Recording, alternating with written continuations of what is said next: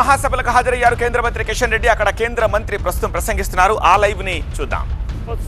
ఈ రకంగా మార్పులు తెస్తా ఉన్నాం న్యూ ఎడ్యుకేషన్ పాలసీలో భాగంగా. కాబట్టి అన్ని భాషలు ఆ రకంగా పరిరక్షించాల్సినటువంటి అవసరం ఉంది.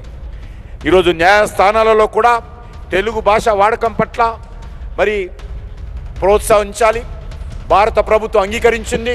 తెలుగులోనే ప్రాంతీయ భాషల్లోనే తీర్పులు ఇవ్వాలి. అప్పుడే ఎవరైతే కక్షిదారులు ఉంటారో వాళ్ళకు అప్పుడు వాస్తవాలు తెలుస్తాయి. పేదవాళ్ళు, ఇంగ్లీష్ రాని వాళ్ళు వచ్చినప్పుడు తమ న్యాయవాది ఏం వాదిస్తున్నాడో తెలియదు. కానీ మాతృభాషలో వాదిస్తున్నప్పుడు నా సమస్య న్యాయవాది సగౌరవంగా పెడుతున్నాడా లేదా, న్యాయమూర్తి ముందనే విషయం తెలుస్తుంది. కాబట్టి ఆ రకంగా స్థానిక భాషలోని న్యాయస్థానాలలో కూడా వాదనలు, ప్రతివాదనలు, తీర్పులు ఉండాలనేది ఈరోజు భారత ప్రభుత్వం నిర్ణయించి అనుమతించిందనే విషయాన్ని మనం చేస్తా ఉన్నాను. ఓఎస్ఎస్ ఫర్టిలిటీలో సైన్స్ ఇంకా ఓఎస్ఎస్ హెల్ప్ తో ఎందరి కలలు నిజమయ్యాయి. In the good hands of science. Mummy daddy అవ్వాలంటే ఓఎస్ఎస్ కి కాల్ చేయండి. ఈరోజు మనం చూస్తా ఉన్నాం సినిమాల పేర్లు కూడా అచ్చ తెలుగులో ఉండాలి.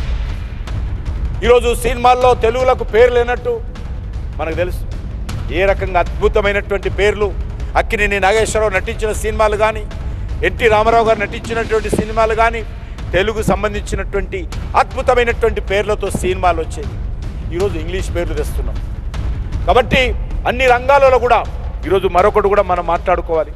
ఈరోజు తెలుగు సినిమా ప్రపంచవ్యాప్తంగా తెలుగు భాషకు గుర్తింపు తెచ్చే విధంగా ప్రయత్నాలు జరుగుతూ ఉన్నాయి.